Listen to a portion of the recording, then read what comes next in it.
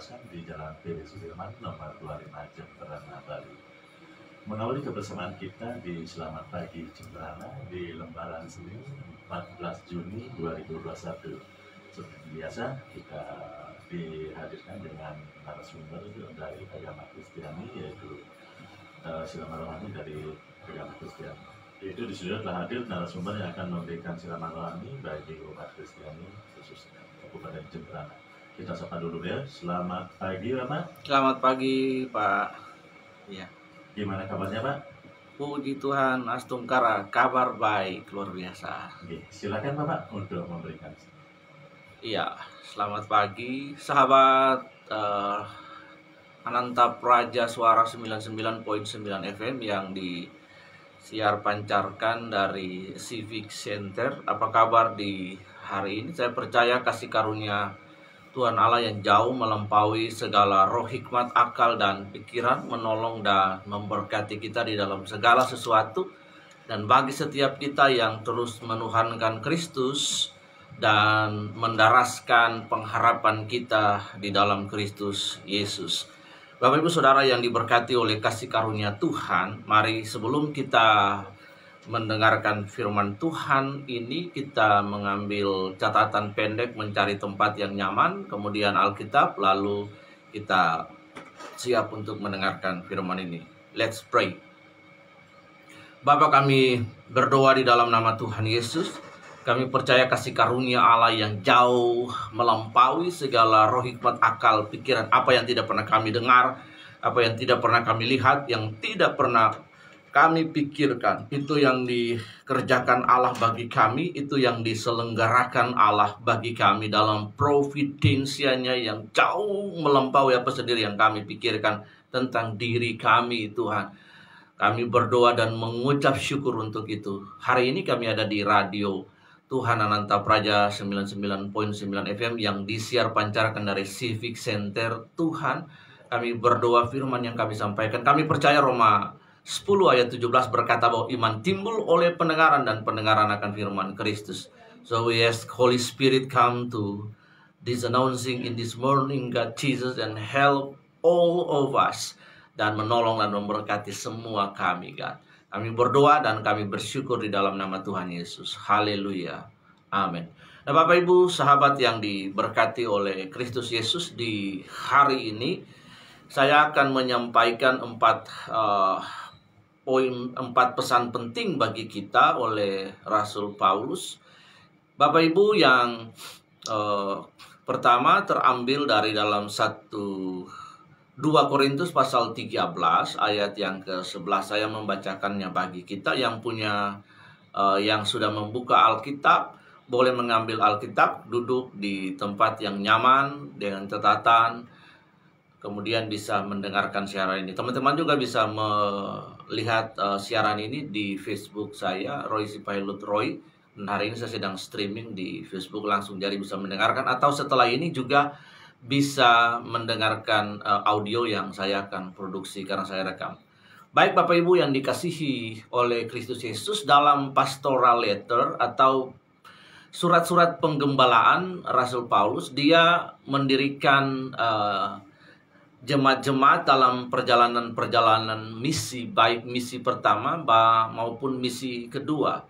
Lalu di dalam perjalanan-perjalanan misi dan pendirian jemaat-jemaat lokal di setiap kota itu, Rasul Paulus punya ikatan batin dan ikatan kerohanian as a spiritual founder and spiritual father.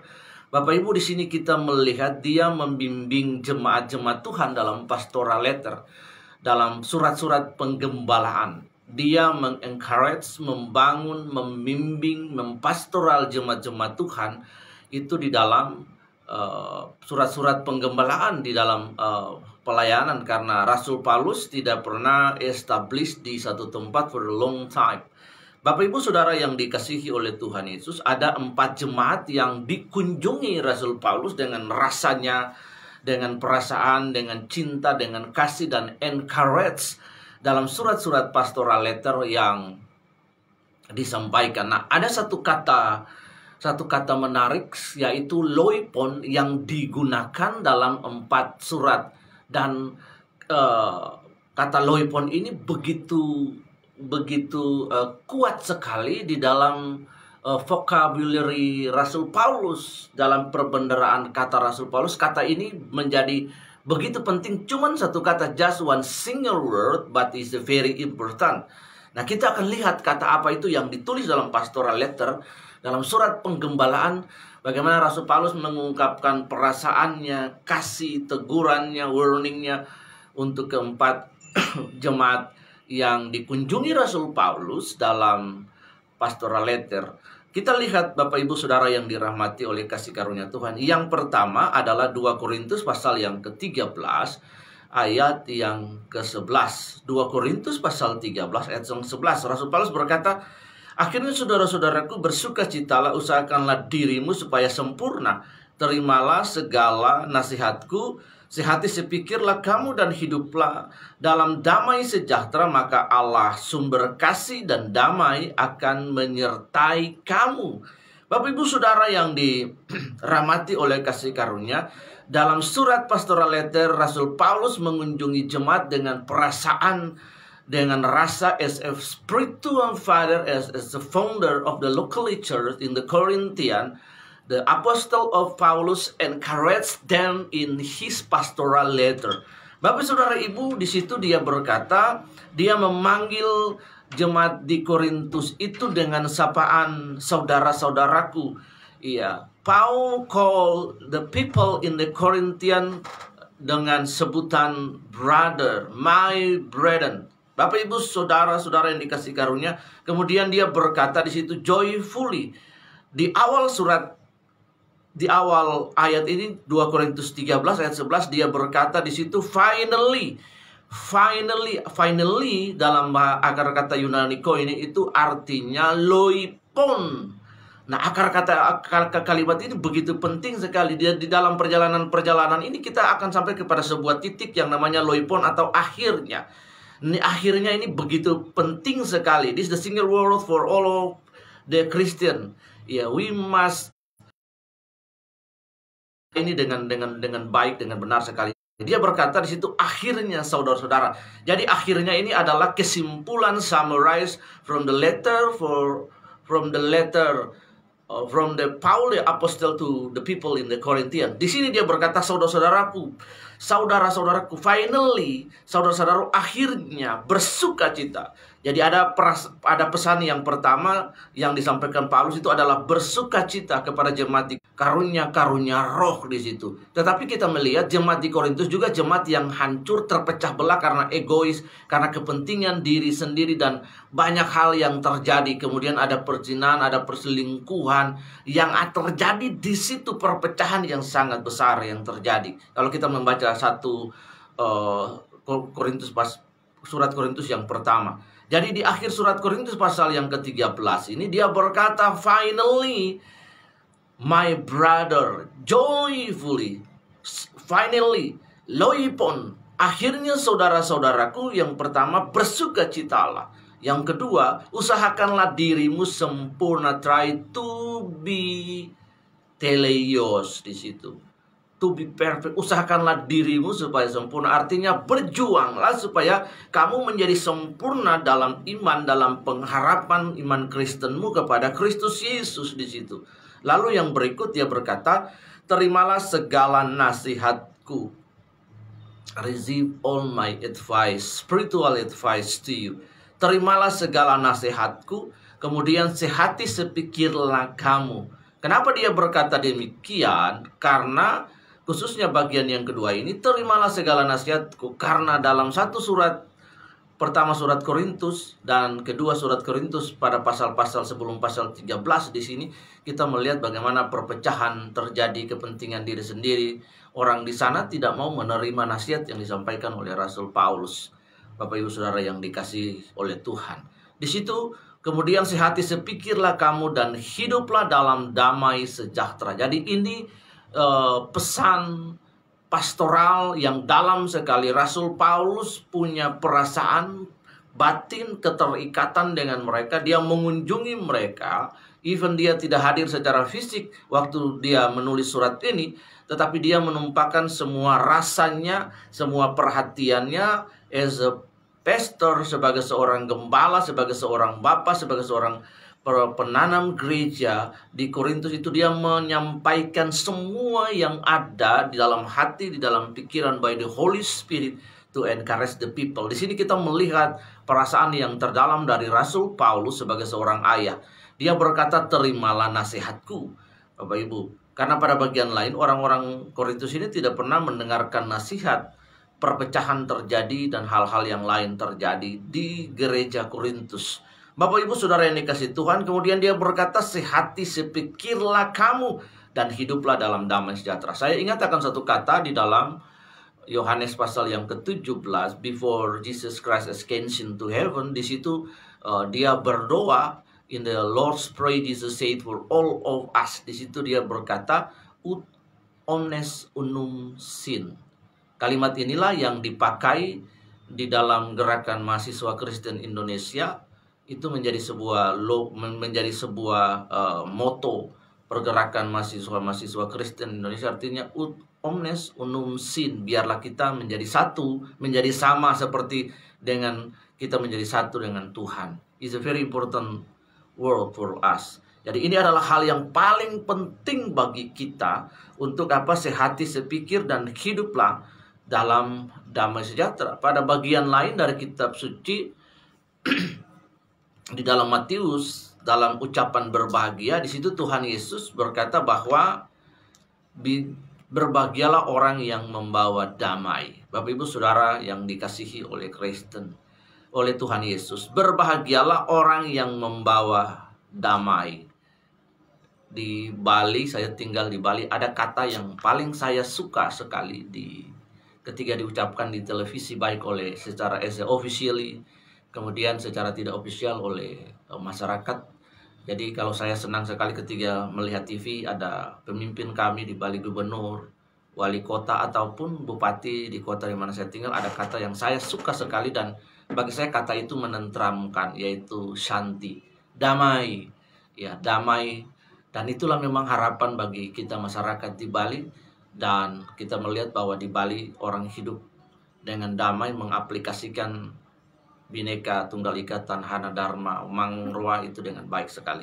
Bapak Ibu, di sini dikatakan hiduplah dalam damai sejahtera, maka Allah sumber kasih dan damai akan menyertai kamu. Jika kita hidup dalam damai sejahtera, maka Allah yang adalah sang damai itu akan menyertai kita. Di dalam Yesaya pasal 9 ayat yang kelima, itu salah satu dari gelar atribut ketuhanan. Di situ dibilang Prince of Peace, namanya akan disebutkan orang, the Wonderful Counselor, Almighty God, the Everlasting Father, Prince of Peace dan Everlasting Father. Bapak Ibu Saudara yang dikasihi oleh Tuhan, jadi first message for the people in the Corinthians that we can applicate in this era, now in this morning, adalah yang pertama, kita mengusahakan diri kita supaya sempurna, kita terus bersuka cita, kita sehati dan sepikiran di dalam Tuhan, hidup dalam damai sejahtera. Maka Maka Allah sumber damai sejahtera akan menolong kita. Dan yang kedua, the second message for all of us. Pesan yang kedua dari Rasul Paulus untuk setiap kita, di dalam Efesus pasal yang ke-6 ayat yang ke-10, this pastoral letter says, for all of us finally be strong in the Lord and His mighty power. Akhirnya, atau loipon en dunamos, akhirnya hendaklah kamu kuat di dalam Tuhan dan kekuatan kuasanya. Bapak Ibu Saudara yang dikasihi oleh Tuhan Yesus, dalam pastoral letter yang ditujukan kepada jemaat di Efesus, Paulus punya perasaan yang berbeda.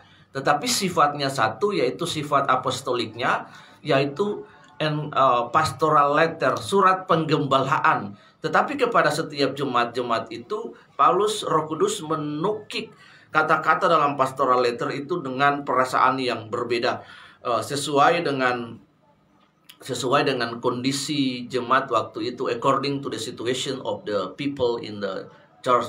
It's a very different between church of Ephesians and the Corinthian. Bapak Ibu Saudara yang dikasihi oleh Tuhan, dalam Efesus pasal 6 ayat yang ke-10 ini dikatakan, finally be strong in the Lord and His mighty power. Akhirnya hendaklah kamu kuat di dalam Tuhan dan dalam kekuatan kuasanya. Jadi summarize atau kesimpulan dari Rasul Paulus, kesimpulan dari Roh Kudus, kesimpulan dari Tuhan yang dituliskan di dalam surat Efesus ini oleh Rasul Paulus itu adalah supaya mereka yang pertama, mereka kuat di dalam Tuhan. Kuat di dalam Tuhan itu adalah kuat di dalam pengenalan kita kepada Allah. Orang-orang yang tidak punya iman yang kuat itu adalah mereka tidak punya dasar yang kuat, karena di sini juga di dalam Tuhan maksudnya adalah kita punya have a knowledge as a fully complete knowledge about the truth of God. Kita punya pengetahuan yang sempurna tentang Tuhan. Kita punya pengenalan yang sempurna tentang Tuhan. Jadi kita tidak saja beriman kepada Kristus Yesus, tapi kita punya pengetahuan tentang siapa itu Yesus. Punya pengetahuan yang memadai tentang Kristus, pengetahuan tentang Kristus, pengetahuan tentang Allah, pengetahuan tentang pokok-pokok iman Kristen. Karena tanpa doktrin yang benar, maka kita akan gagal untuk memahami Allah. Jadi doktrin yang benar, pemahaman yang benar, kemudian akan menghasilkan aplikasi yang benar, dan aplikasi yang benar itu akan menghasilkan, memproduksikan buah yang benar dalam kehidupan sosial kita berelasi. Bapak Ibu, saya paling senang, jadi ketika saya kuliah dulu, kita ikuti pelajaran P4. Ya meskipun saya tidak sampai kepada Manggala, tetapi di situ pelajaran P4 itu sangat penting. Aplikasi butir-butir Pancasila itu paling penting sekali di situ kita aplikasikan. Nah, kita melihat bahwa kalau seseorang tidak punya wawasan kebangsaan yang baik tentang Pancasila, tentang bagaimana bernegara, bahwa fondasi Pancasila ini, ketika seseorang tidak mengakui Pancasila sebagai dasar negara, Bhinneka Tunggal Ika sebagai prasyarat bagaimana kita bersosial, maka penting negara itu mengatur bahwa orang itu mengalami harus tidak hidup di Indonesia. Karena memang dasar negara kita harus diakui dan diterima oleh seluruh warga negara Indonesia, ini adalah Pancasila. Kalau seseorang warga negara Indonesia yang hidup, makan, tinggal, berkarya di republik yang kita cinta ini, maka undang-undang mengatur, hukum negara mengatur, bahkan dalam Undang-Undang Dasar 45 dan perubahannya, bahwa itu dia bisa di persona non grata, dia bisa diusir dari bangsa ini. Kenapa? Karena dia tidak mengakui dasar bangsa ini yang adalah Pancasila. Karena itu ketika seseorang punya wawasan kebangsaan yang baik, wawasan kebangsaan itu diletakkan pada Pancasila yang adalah pilar bangsa ini dengan kelima sila yang ada dan penjabarannya. Itu yang saya dapat. Akhirnya apa? Nilai Pancasila itu mengikat pikiran saya, mengikat jiwa saya dengan baik, dengan benar. Maka dalam praktek hidup hari-hari, dalam prakteknya saya akan benar. Tapi kalau pemahaman kita sudah keliru, prakteknya keliru, Bapak Ibu perhatikan dengan baik. Pasti di dalam saya berelasi dengan tetangga saya, muka, belakang, kiri kanan, atau lingkungan sosial saya itu akan jelek. Nah, kalau pergaulan saya dengan sosial saya jelek, manusia itu adalah makhluk sosial. Jangan sampai kita menjadi perkataan sosial yang dikatakan bahwa kita menjadi homo homini lupus, manusia menjadi serigala buat sesamanya. Tidak boleh manusia menjadi homo homini lupus. Hari ini kita melihat masyarakat Indonesia di sebagian daerah, saya bersyukur di Bali masih ada kedamaian dan lain sebagainya, santi. Itu karena masyarakat kehidupan, masyarakat Bali meletakkan Bhinneka Tunggal Ika Tanahana Dharma itu dengan luar biasa dalam praktek hidup. Nah, kalau kita tidak meletakkan itu, di sebagian tempat lain kita melihat masyarakat tidak bersosial dengan baik, dengan benar, berperilaku yang buruk, akhirnya merusak tatanan bangsa ini. Nah, karena itu mari kita terus berdoa buat kabupaten kita tercinta, terlebih pulau ini, tercinta gubernur, wali kota, ke-8 kabupaten dengan bupati, supaya menjadi kota yang diberkati oleh Tuhan. Bapak Ibu Saudara, pemahaman kita kalau baik dan benar, maka akan terpancar dari aplikasi kita akan hal-hal ketuhanan dalam hidup ini. Jadi Paulus mau berkata bahwa di situ dia berkata bahwa akhirnya hendaklah kamu kuat di dalam Tuhan, dalam pemahaman kita yang baik. Kalau pemahaman kita baik, pengamalan itu kemudian aplikasinya juga baik. Kalau kuat, agama kita kuat, pemahaman kita akan Pancasila, Bhinneka Tunggal Ika kuat, waduh, itu akan menjadi kehidupan yang luar biasa sekali bagi berbangsa. Itulah wawasan kebangsaan. Dan ini juga adalah wawasan ketuhanan yang baik, wawasan Kristen yang baik. Yang kedua, dalam ayat ini, di dalam kekuatan kuasanya. Yang berikut baru di dalam kekuatan kuasanya. Nah, kalau kita yang sudah menjadi manusia, kita yang sudah menjadi manusia yang dekat dengan Tuhan, hati dan pikiran kita terpadu dengan Tuhan, manunggaling kaula Gusti, maka akan ada di situ kekuatan dan kuasa Tuhan yang diimpartasikan bagi kita, Bapak Ibu Saudara.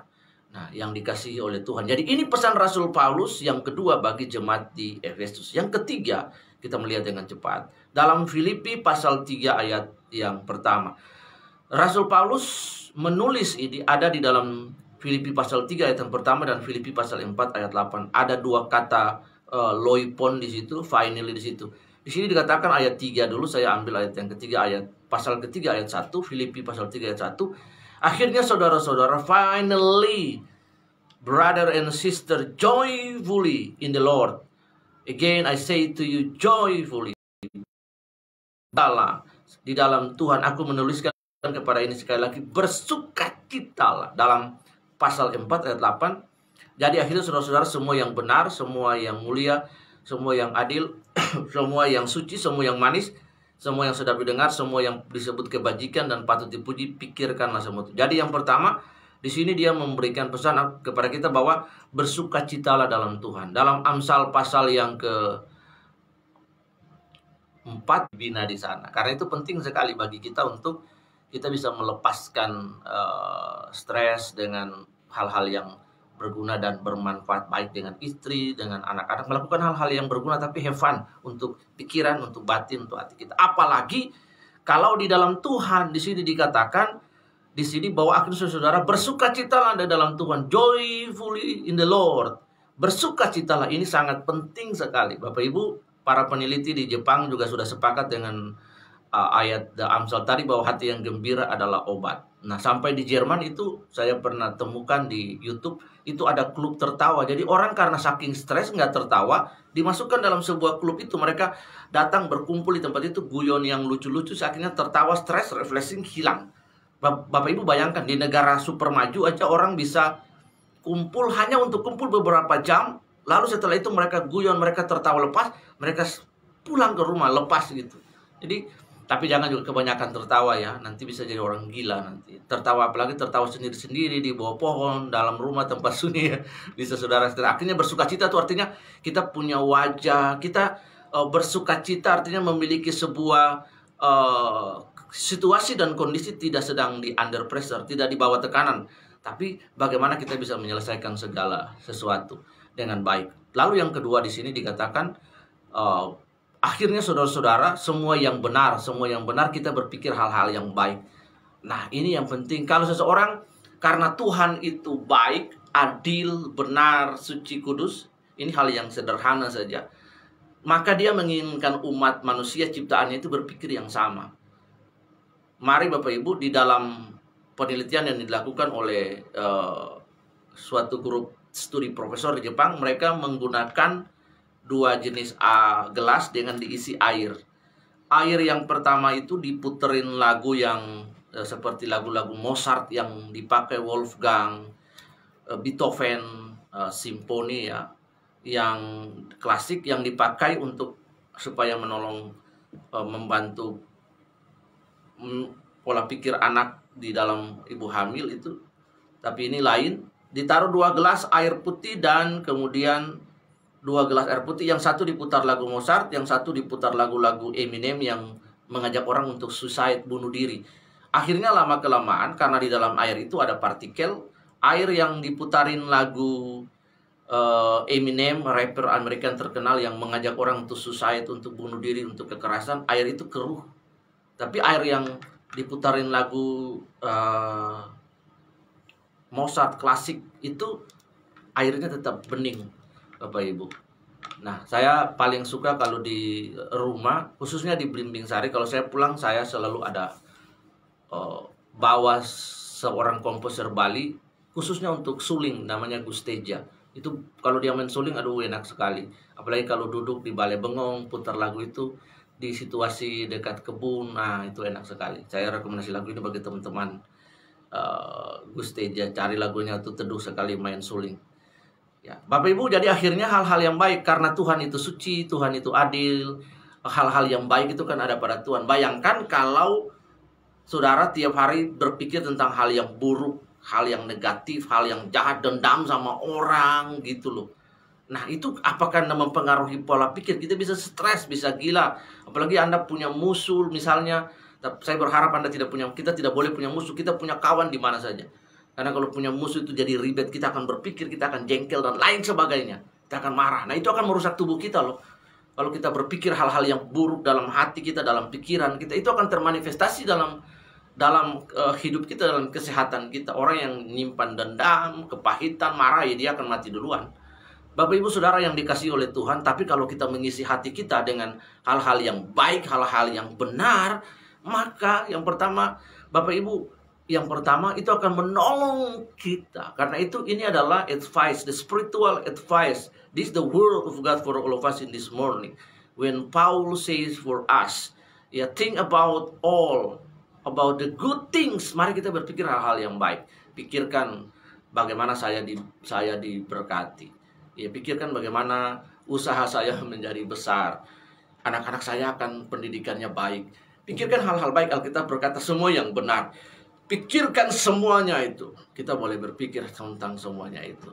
Nah, kan kita boleh punya harapan, boleh punya dreams, boleh punya mimpi. Ini yang Rasul Paulus ajarkan bagi kita. Yang keempat, Bapak Ibu Saudara yang dikasihi oleh Tuhan, dalam 1 Tesalonika pasal 4 ayat yang pertama juga digunakan kata finally. Jadi kata finally atau elopon ini menjadi satu kata yang khusus bagi Rasul Paulus. Di situ dikatakan, saudara-saudara, kami minta dan nasihatkan kamu dalam Tuhan. Jadi Paulus meminta dengan sangat kepada jemaat-jemaat di sana dalam Tuhan. Kamu telah mendengar bagaimana kami harus hidup supaya berkenan kepada Allah. Hal ini memang kamu turuti, tetapi baiklah kamu melakukannya dengan sungguh-sungguh lagi. Jadi dia meminta dan menasihatkan. Dia meminta dengan sangat menasihatkan kamu dalam Tuhan, mendengar dan bagaimana kamu harus hidup berkenan kepada Tuhan. Jadi Paulus, pesan yang keempat ini, Paulus mengajak jemaat di Tesalonika untuk apa? Untuk hidup berkenan kepada Allah. Bapak Ibu Saudara yang dirahmati brother and sister, the beloved by Jesus Christ, di sini dikatakan bahwa hidup berkenan kepada Allah. Hidup berkenan artinya do the willingness of God. Melakukan kehendak Allah. Berkenan artinya attitude kita, sikap kita, karakter kita. Ya, dalam kita menjalani kehidupan kita during we living on earth, maka kita harus sepaham, harus selaras, sederap, selangkah, semakna dengan pengertian Injil. Bahkan dalam perilaku dan attitude kita. Saya sering tulis di Facebook saya.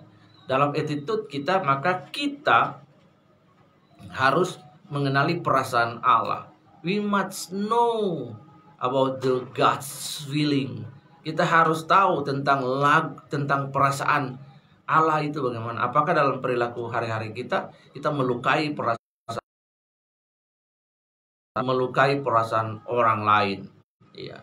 Bapak Ibu saudara-saudara yang dirahmati oleh kasih karunia, di dalam hidup berumah tangga pun saya selalu menjaga perasaan istri. Nah, kalau perasaan itu sudah rusak, perasaan itu moodnya sudah hilang untuk segala sesuatu yang di rumah, dalam pekerjaan, dalam pelayanan, dalam yayasan, bahkan panti yang Tuhan percayakan kami kelola, itu akan sesuatu.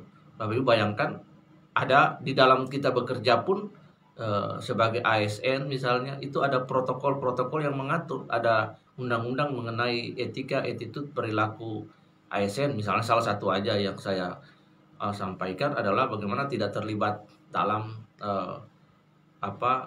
organisasi terlarang dan lain sebagainya. Dia harus warga negara Indonesia, percaya kepada Pancasila, Undang-Undang Dasar 1945 dan Bhinneka Tunggal Ika. Kalau sudah tidak mempercayai Pancasila, waduh, itu susah, ribet. Karena Pancasila adalah pilar negara ini, Bapak Ibu Saudara yang dirahmati oleh kasih karunia Tuhan. Jadi inilah pesan penting bagi kita, bagaimana kita hidup. Kalau kita bisa mentaati protokol dan peraturan-peraturan yang ada di sekeliling kita, around us as a civilians, maka kita juga bisa menaati Allah yang kelihatan. Tuhan itu tidak kelihatan loh, Bapak Ibu Saudara yang dirahmati oleh kasih karunia. Anda nggak bisa lihat Tuhan, oh ini Tuhan, enggak. Tuhan itu roh. Jadi kalau yang kita taati itu adalah peraturannya, adalah firman-Nya, adalah hukumnya. Maka kita mentaati, kita dapat melihat hukum Allah. Kita dapat melihat perasaan Allah dalam Kristus Yesus. Itu Bapak Ibu Saudara yang dirahmati. Jadi kita mentaati hukum-hukum Kristus, mentaati hukum Allah. Kita berkenan kepada Allah dalam seluruh hidup kita. Ini adalah empat pesan penting bagi kita di hari ini yang akan menolong kita untuk kita terus hidup melakukan kehendak Allah. Yang kedua, bersukacita di dalam Tuhan. Dan yang ketiga, kita tetap kuat di dalam Tuhan, punya pengenalan akan Allah yang baik dan benar, hadiri ibadah, persekutuan di mana para pendeta gembala membimbing, mengajar kita dengan hal-hal yang baik. Dan Yesus, kami berdoa dan bersyukur Tuhan Engkau memberkati seluruh jemaat-Mu dengan seluruh pergumulan mereka. Kami berdoa membawa bangsa ini ke dalam tangan Tuhan, Presiden Joko Widodo, dalam semua pengambilan keputusan hikmat daripada Tuhan datang kepada beliau dengan para menteri. Bapak, kami juga bersyukur situasi-situasi yang terjadi di bangsa ini. Kami serahkan ke dalam tangan situasi sosial, ekonomi, dan politik. Kami serahkan para menteri yang ada, mereka bekerja dengan baik dan benar Tuhan. Terima kasih memberkati TNI, Polri, dalam sinergi mereka untuk terus menjaga keamanan di bangsa ini. Kami kembali lagi datang di hadapan Engkau Tuhan, membawa Tuhan Provinsi Bali, memberkati Gubernur Bali. Kami berdoa untuk Tuhan hikmat, kekuatan, kesehatan kepada beliau dengan para pembantu-pembantunya.